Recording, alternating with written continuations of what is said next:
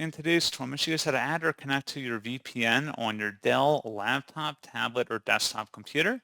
So this should hopefully be a pretty straightforward process here, guys. And without further ado, let's go ahead and jump straight into it. So all you have to do is open up the search menu and type in settings. Best result, you come back with settings. Go ahead and select that. On the left panel, select network and internet. And then on the right side, select the VPN button.